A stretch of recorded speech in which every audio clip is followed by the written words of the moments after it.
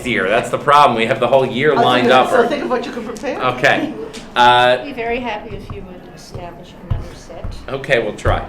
One of the things that we've been looking at is how rabbinic narratives and different tales in the Talmud give us kind of a much richer, fuller sense of what Teshuvah is all about.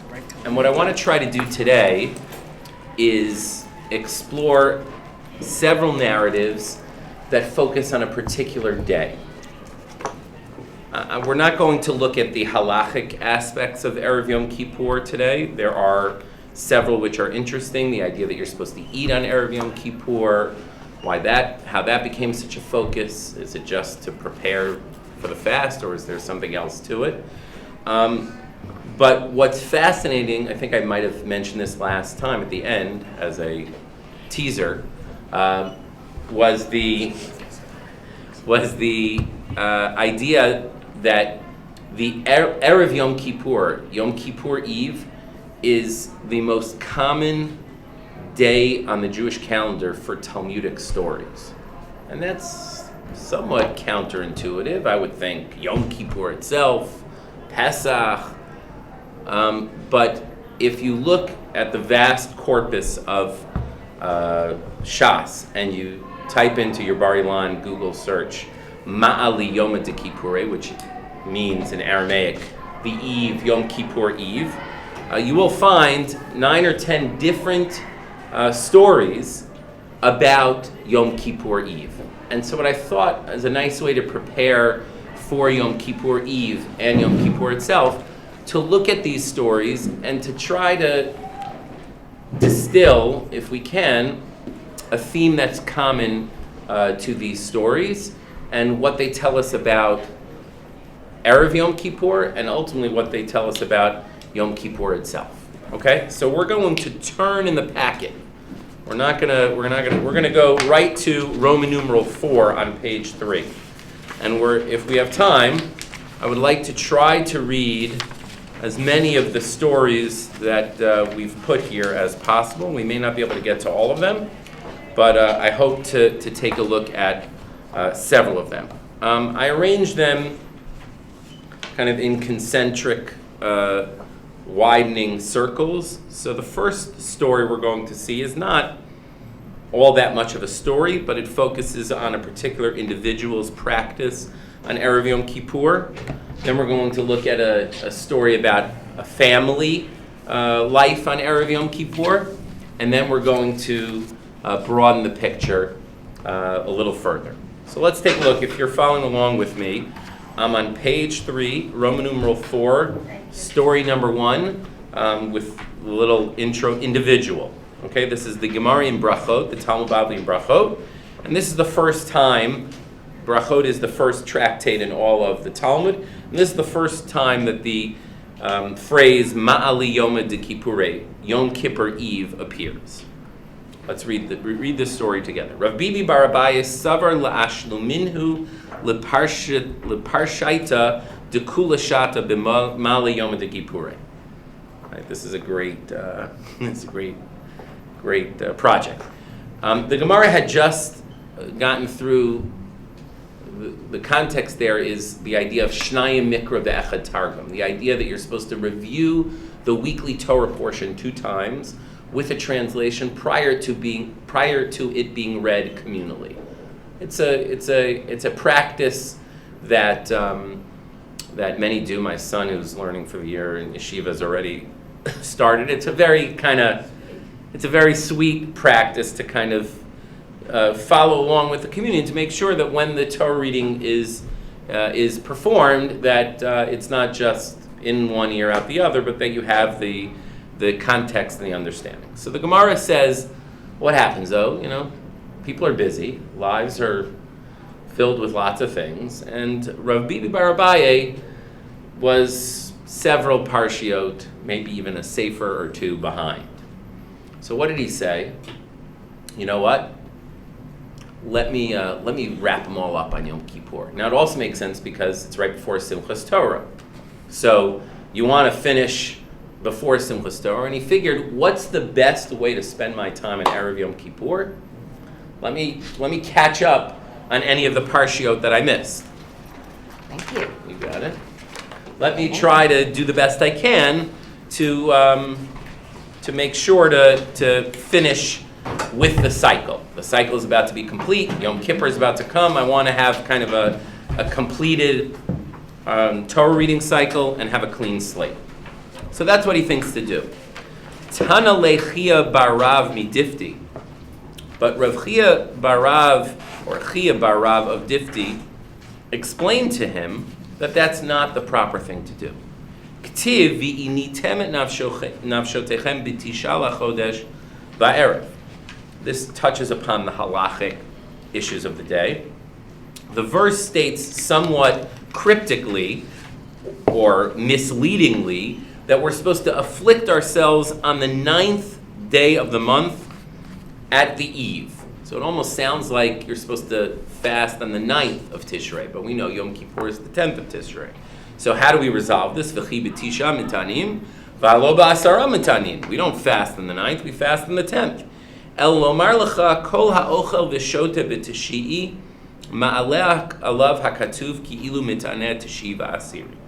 This teaches us that if one eats and drinks on the 9th, the Torah considers it as if you fasted on both the 9th and the 10th.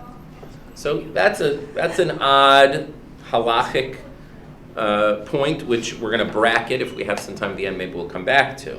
But what I want to focus on is not the mitzvah to eat on Erev Yom Kippur in the technical halachic sense, but in the sense of this particular narrative. Bibi Bar Rabbi thinks, you know what what's the best way to spend this Erev Yom Kippur? It's making sure there are no loose ends. Tie up all loose ends. I have this outstanding several parshiot Torah portions that I'm behind. I'm going to catch up and do this. And Chia Barav Midifti says that's actually not the way you're supposed to spend the day. The way you're supposed to spend the day is engaged in eating.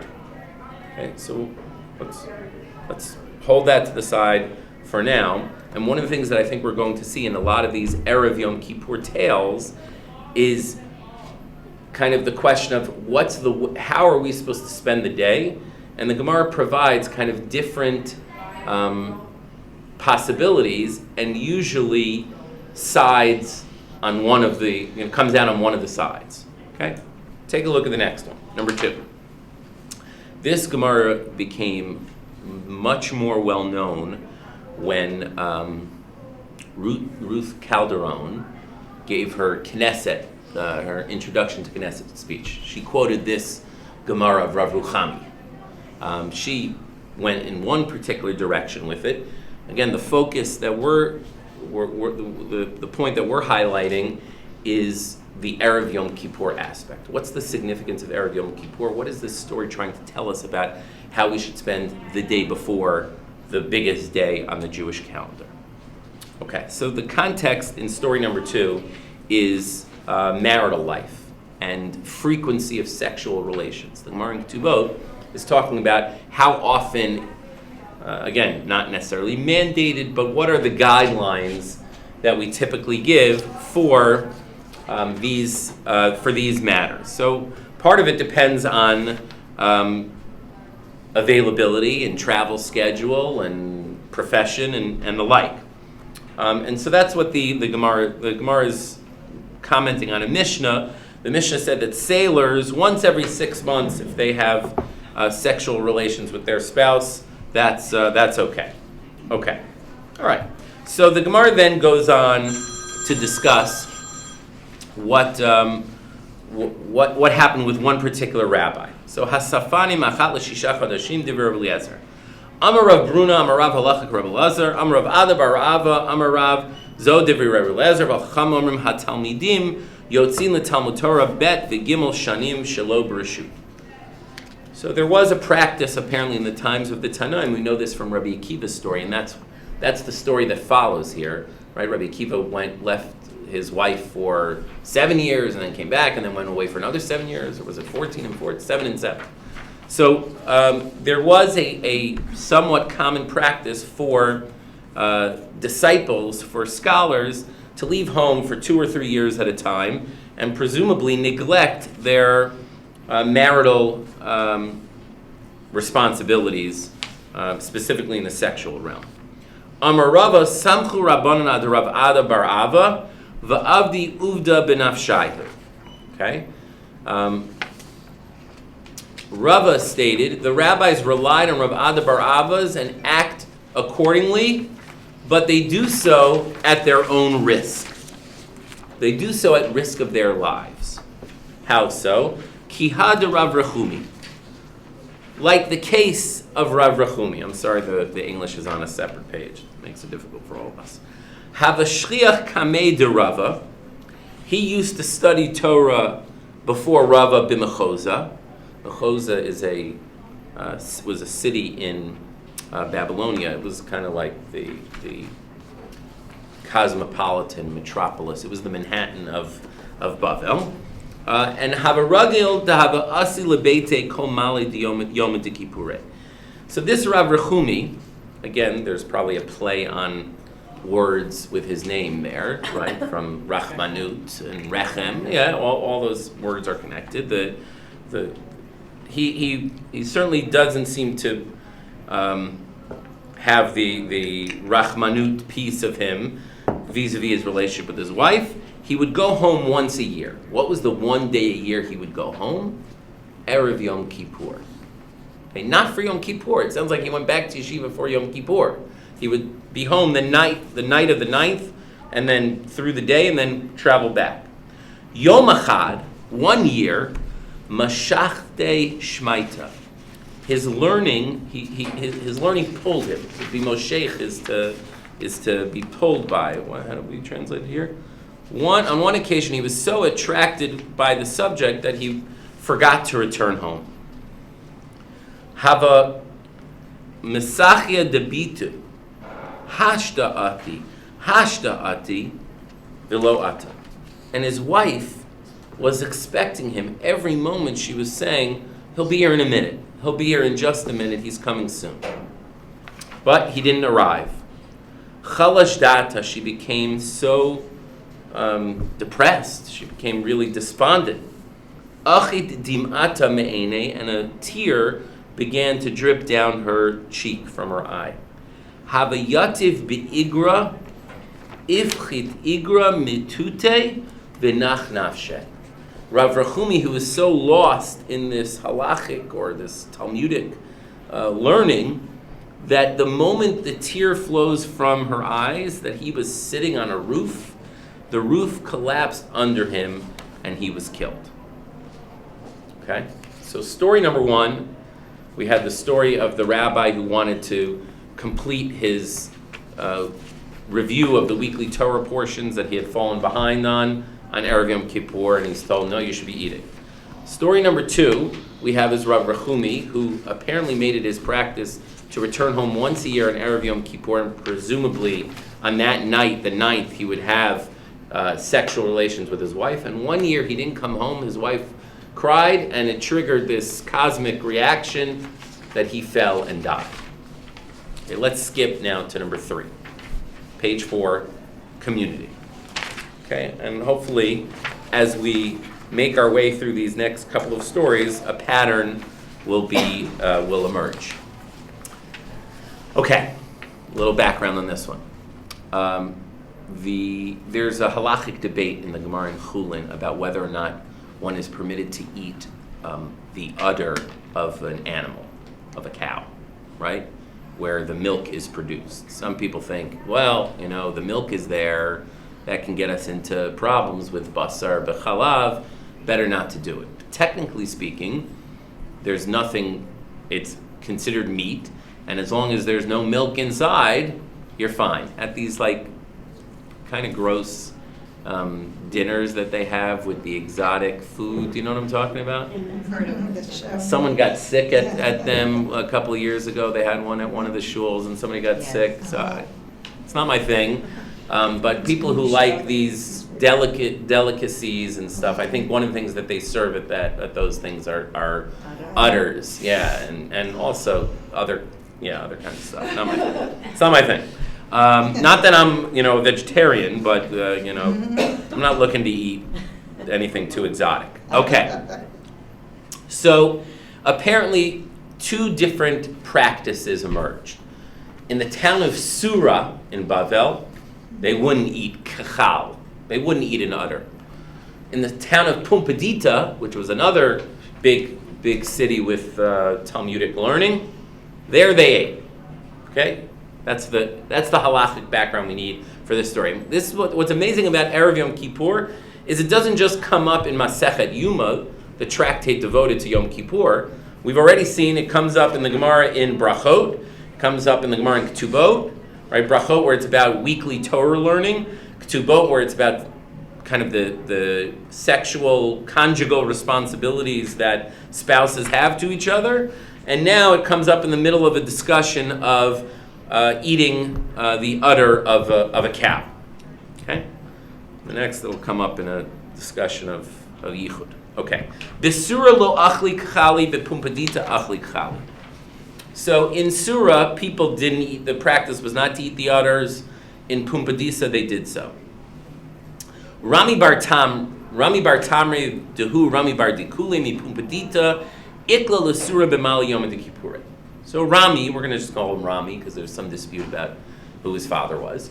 So Rami once traveled from Pumbedita, where they eat kchal, to Sura, where they don't. And he did so on Erev Yom Kippur. Okay? Now, again, these could be throwaway details, but I think the fact that we keep on seeing this date on the calendar come up, it means something. Afkinu kuli alma lekachilnu shadinu, azalihu naktinu achlinhu. Right? There's like a iambic pentameter there. Right? Everybody's throwing out their kchal. It's Surah. Nobody eats udders in Surah. And Rami says, great. And he starts collecting kchal, discarded kchal, so that he can eat it. Aitua l'kameda Rav Chisda. They bring him before the rabbi of the town, Rav Chisda. Rav Chisda was the primary posek of Surah. Amar lay, and Rav Chisda says to him, Amai tavid hachi. Why are you eating kchal? I'm not allowed to eat kchal. Why are you eating it? Amar lay, me'atra de Rav Yehuda ana da achil. I'm not from here, Rav Chisda. You might be the Mara Da'atra here. You might be the person in charge here, but I'm from Pumbedisa, and in Pumbedisa, Rav Yehuda says we can eat chal. Amar lei, v'letlach notnin alav chomrei hamakom sheyatz misham v'chomrei hamakom shalach l'sham. Oh, wait a second. You don't hold of the idea. He doesn't hold of the idea that when in Rome you do as the Romans. You're not supposed to come to my town and ignore the practice in our town. Amar lei, of course I wouldn't do that. Chutz l'tchum achaltinu. I ate on the outskirts of the town. I was chutz l'tchum. I was outside of the community. I went a couple of thousand amot outside of town so that I wasn't violating the minhag hamakom. I was eating kind of in no man's land in between towns, and so I would scoop up the kchal and then I would head for the border. Ubamet havitinu. And how did you cook up the kchal? Because we were throwing them out raw. How did you roast them up? Amarlei bipurtsani. I used the kernels of grapes. Vidilma Rav Chisda persists. Miyayin nesech havya. Maybe it was idolatrous grapes. Maybe the grapes had been used previously for avodah zarah. Yayin nesech was a big concern. Amarlei lachar shneim asar chodesh havu. These grapes were really old. There wasn't any concern that they had been used recently for avodah zarah. Apparently there was a term limit on that, so it's fine. Vidilma de gezelhu. Maybe the grapes or the kachal or both were stolen. Maybe the owners wanted them still.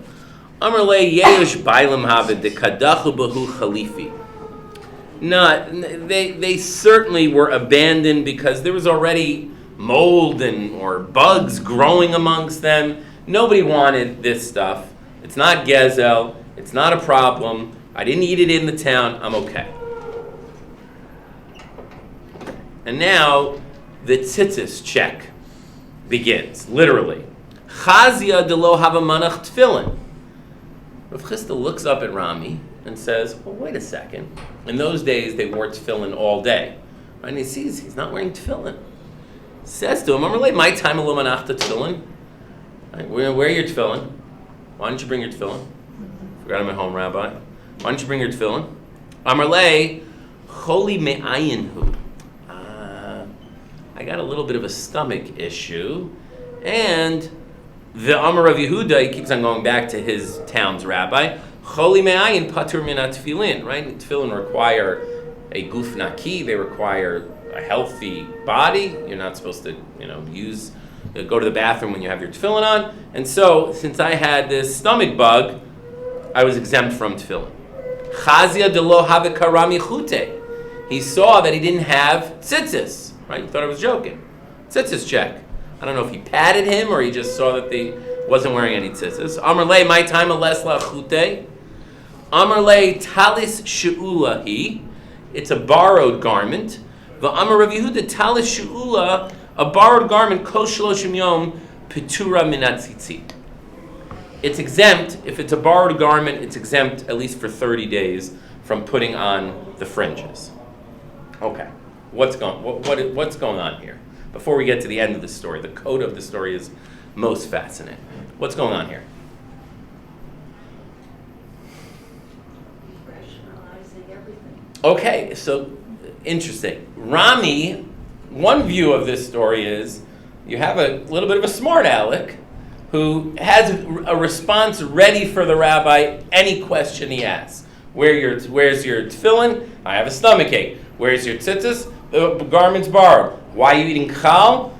I'm not from your town. What about minhag hamakom? Oh, I made sure to walk outside of town and it was fine. I was going to say the opposite. Like, Okay, why good. is he grilling him? Like, trying to find something wrong. Like, Okay. well, you ate the udders, but why aren't you wearing tzitzis? Okay, good.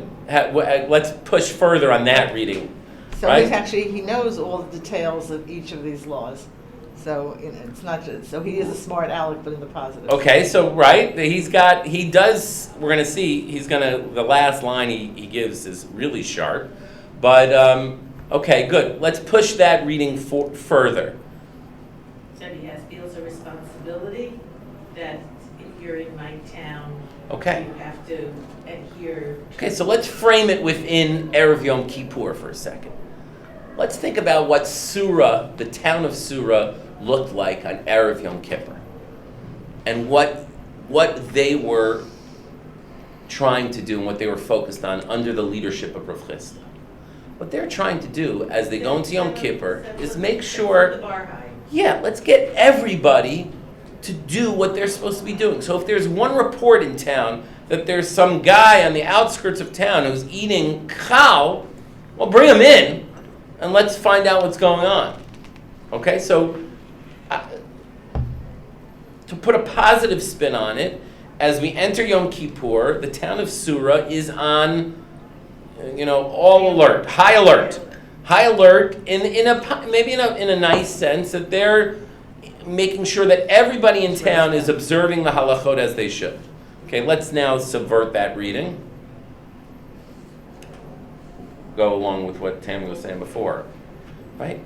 Let's think about the responses that Rami gives to everything he asks. There's a mitzvah to eat on Erev Yom Kippur. We've seen that. Like, maybe somebody could have invited Rami into their house instead of him picking through the garbage. Maybe Rami has a stomach ache because he has to pick through the garbage. Maybe he's not wearing talis and tefillin because he's sick and he can't afford a shawl even for himself.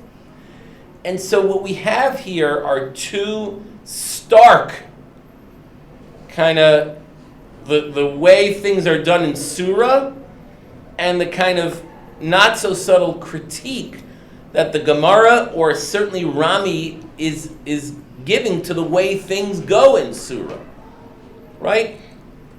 Nobody invited me over, right? It's Erev Yom Kippur. I'm from another city. People see I look a little bit like a beggar, and instead of inviting me in and giving me some, I would have been happy to not eat chal.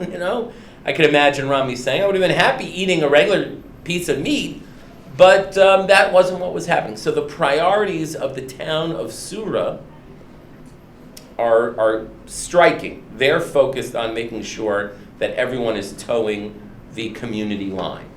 And that's one way to spend and to conceive of Erev Yom Kippur. But I think there's another way. And I think this reading is furthered with the conclusion of the story. Ad hachi, meanwhile, or as they were grilling, as Rav Chisda was grilling Rami, Aituhu lahu gavra dulo have a moker avua v'imeh.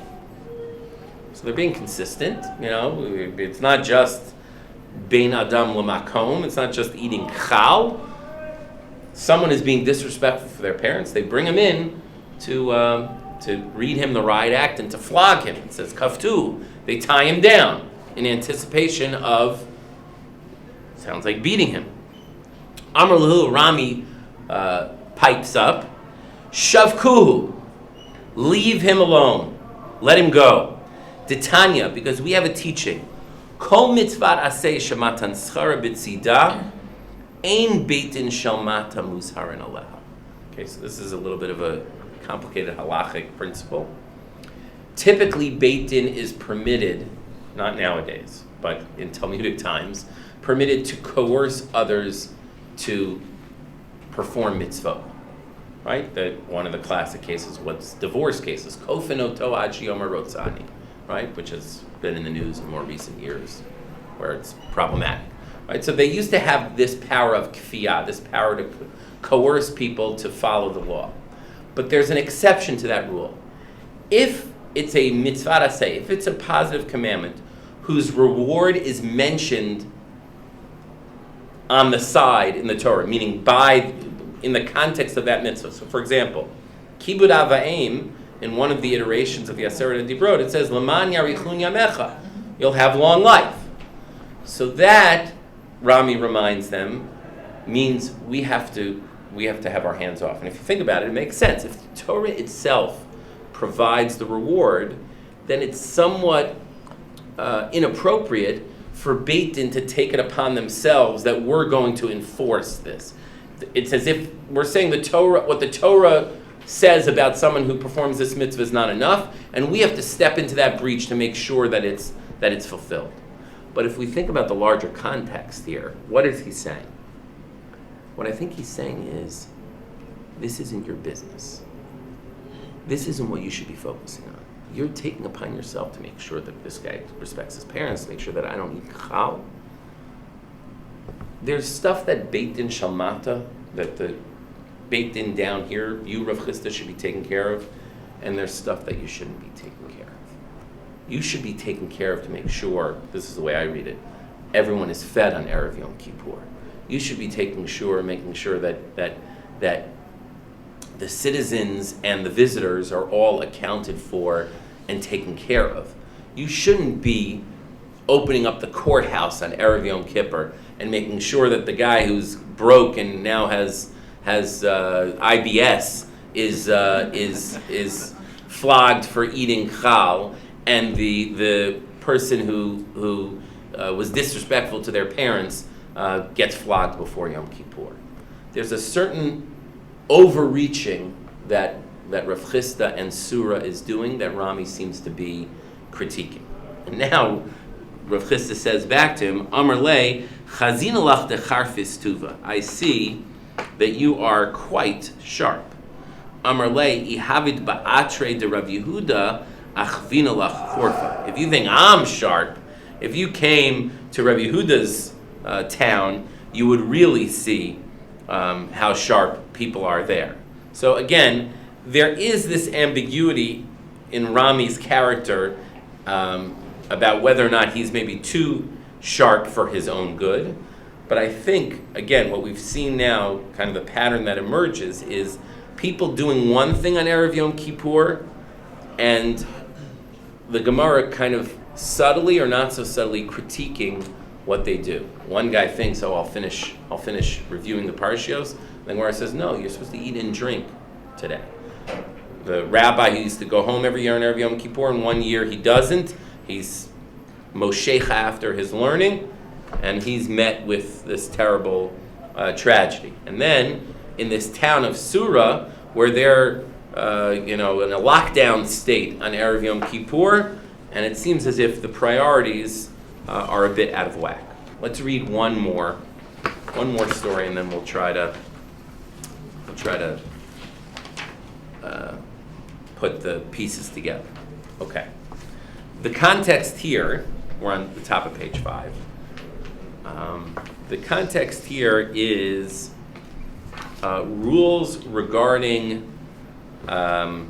yichud laws, seclusion, men and women being secluded together and avoiding the possibility of sexual impropriety in those situations. But as the Gemara is discussing that, it tells a story about a rabbi who used to taunt people who succumbed to sexual temptation, and the Gemara doesn't take kindly to that. And one time, the Yetzer Hara, or the Satan, the evil impulse, or the Satan, embodied himself in the figure of a woman and tempted that rabbi. So there's a whole discussion there. And then it tells another story of the Satan coming to life. Okay? That story happens to be Erev Yom Kippur. Okay. Plimo. Have a regal meimar kol yoma gira be'ene de Satan. So Plimo, who is an Amoraic figure, he's quoted in a few other places in the Talmud making halachic statements. So apparently, as when he got up every day, he used to utter an incantation or something to ward off the Satan, ward off the evil spirits. And he would say, an arrow in Satan's eye. Okay? The Satan didn't take kindly to this. Yom Echad, one day, Mala Yom de Kippur Hava, it was the eve of the Day of Atonement. Idmile Ka'anya, he, the Satan, disguised himself like a poor person. Ata Kara Ababa, and he went and called outside of Plimo's door, Afikule Rifta. He was begging for food, knocked on the door, Sholach, all right, throw him some food. Amar Le, Yoma ki ha'idna, on a day like this, it's Erev Yom Kippur, Kule Alma Gavai, everyone is on the inside. Va'ana Avrai, is it right that I'm on the outside? Right? He's giving voice to what Rami said in the previous Gemara. Like you're throwing me a bone. You throw out a loaf of bread. I'm a human being too. Let me inside. Everybody's sitting around the table eating. Aile the krivule rifta. So they brought him in, and they gave him some bread. But apparently he was sitting in the outer edge. Right? They were all around the table. They let in the poor guy. They gave him a piece of bread, but kind of said, just keep a distance. So what does he say? Amar Le, Yoma ki ha'idna kule alma atacha va'ana l'chudai. On a day like today, when everyone else is sitting at the table, I have to sit by myself in the corner. Atiuhu otvu atacha. I said, okay. Bring him in. They sit him down at the table. Havayativ male nafshe shichna v'kive ale. So the Gemara here is trying to depict this guy. This guy was grotesque, right? His body was covered in sores, and he's behaving v'havika avid be'mili demayis. He's behaving repulsively. Amar Le, and they say to him, or Plimo says to him, the host, Tiv Shapir, sit like a mensch. You want to sit at the table? Act like a normal person. Amar Le, he said to them, Havule kasa. He got bread, now he says, bring me a cup, bring me some wine. Yahavule kasa, so they bring him a cup of wine, and instead of drinking the cup, Achmir shada bekicho, he, uses it as a spittoon, right? They give him, Johnny Walker Black, and he coughs up his phlegm into it. So now they'd had enough. Right? Nachurbe, they screamed at him, they scolded him. Shaka, the Gemara here depicts this beautifully, where he then swooned. That shaka means he swooned. Like you picture a guy in one of these, B movies, kind of, right? Like dying a slow, dramatic death. Vamit. And he died. Shamu dahavu ka'amri. So somehow the word got out, and people start saying outside in the town, Plimo katal gavra. Plimo killed the guy. Right? This guy went to Plimo's house. They sat him at the table. They screamed at him, and he died. So what did he? Plimo katal gavra. Plimo katal gavra. The story is allowed to be funny. The Gemara is funny. Arak v'tasha nafshe bebeit hakise. So he runs away, Plimo, and ends up in the bathroom. Azil batre, the Satan follows him. Nafal kameh, and Plimo then falls before him. Ki dechazia, I guess he came back to life. Ki dechazia dahavi mitztayer gali le nafshe. He saw that Plimo was so distraught, the Satan reveals who he truly is. Okay, takes off the poor clothing, now has the horns and the pitchfork. Amar le, my taima amritachi. And so he says to Plimo, why do you curse me out every day? Why do you say an arrow in Satan's eye? Ve'lahecha ema. So Plimo says to him, what should I say? Amar le lemamar, instead of saying an arrow in Satan's eye, Rachmana nagar beba Satan. You should have said, let the merciful one, let God rebuke the Satan. Okay, so this story is wild. And the story gets into kind of the role that God, man, etc. play in kind of working through challenges and temptations. But again, just to refocus us on the Erev Yom Kippur aspect. What is this story telling us about Erev Yom Kippur? I normally ask, who do you identify with? And a lot of people identify with Plimo, even though the Satan, like who's the hero in this story? It's the Satan, right? He's the one. No, I think people who've had house guests such as this identify with Plimo. Okay, we'll give you something. You'll sit there, and then to sit there, and then you cause a ruckus or whatever it is. But I think one of the takeaways that we've already talked about is kind of prioritizing our values. Yom HaKiya'inna, on a day like today, Erev Yom Kippur, with its special quality, needs to be a day in which we invite people in as opposed to leaving people outside. But I think another piece of this is kind of the ambiguity of many of these narratives in terms of figuring out who's right. And maybe part of the message in this narrative at the end is like the previous one, let HaKadosh Baruch Hu take care of deciding how to deal with certain things. But that on Erev Yom Kippur, our job is not to play HaKadosh Baruch Hu. Rav Chisda made that mistake in Surah, and Plimo seems to be making that mistake here. Let HaKadosh Baruch Hu take care of his domain, and you take care of your domain.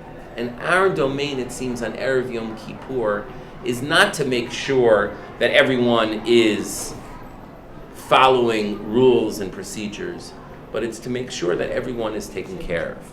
Whether it's Rami in the story in Surah, or it's the Satan in the story with Plimo, in both cases, in each of these instances, we have a kind of sharp critique of how it is that people are acting on Yom Kippur Eve. Yeah. You also have it in the story before, because when he fails to come back to his wife, Correct. he's not taking care of his wife. Correct. So, one of the things I think is being suggested by these series of Gemarot is that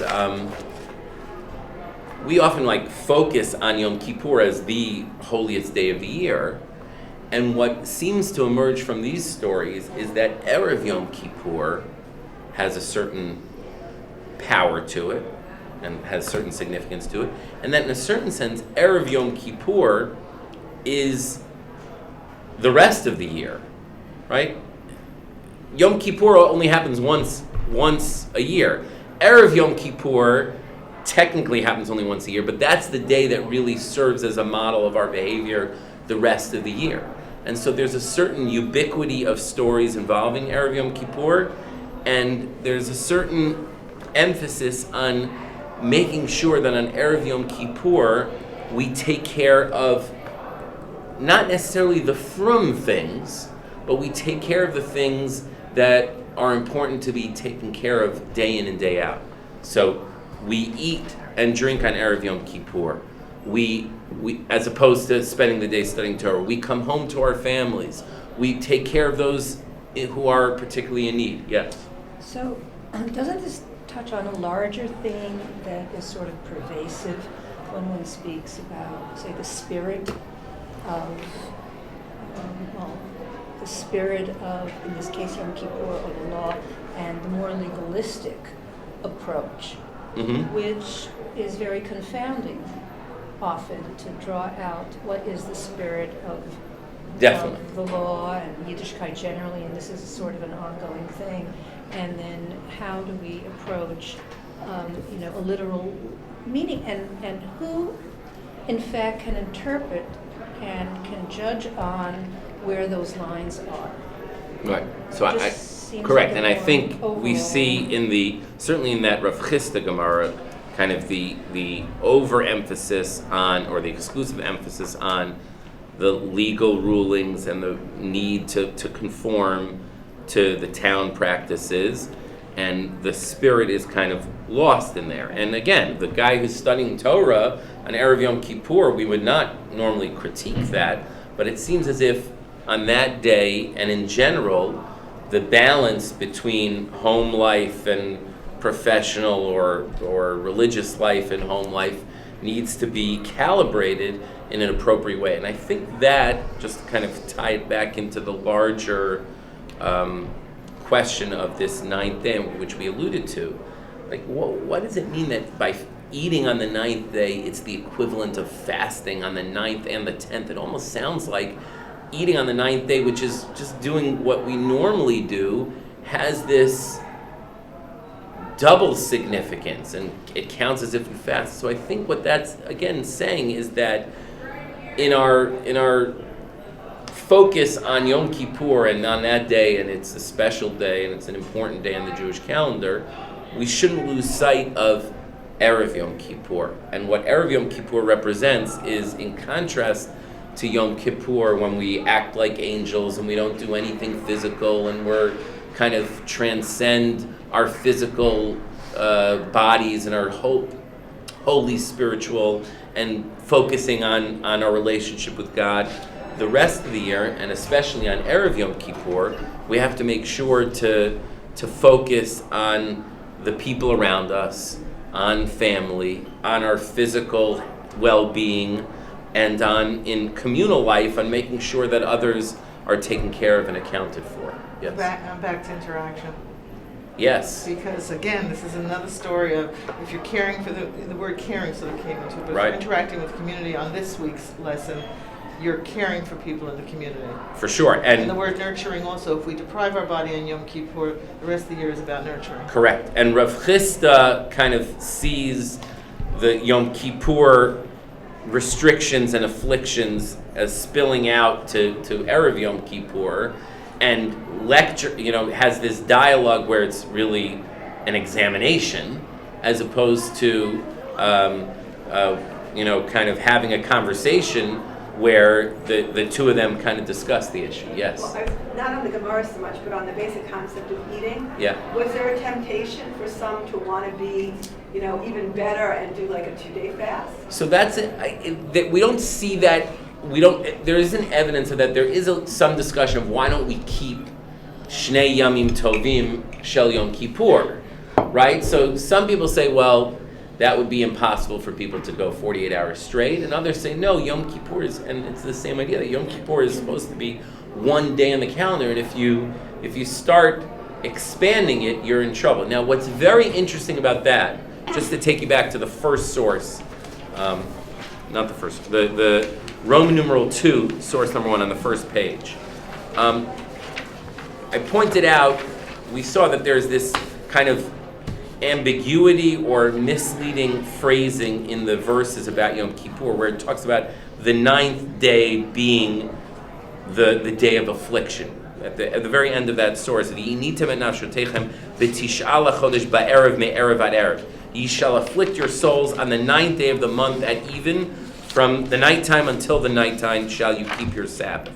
So what's fascinating is there's 2 different drashot in the Gemara right below that about what that means. What does it mean that in the 9th, how is the 9th connected to the 10th?